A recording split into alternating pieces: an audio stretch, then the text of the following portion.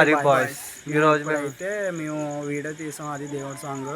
కానీ ఎలా వస్తుందో ఏంటో మాకు తెలీదు. ఏదో మా వంతుకి తగ్గ మేము ట్రై చేసాం. చిన్నపిల్లలతోటి నచ్చినా నచ్చకపోయినా ఫాలో చేయండి, లైక్ షేర్ చేయండి మెయిన్.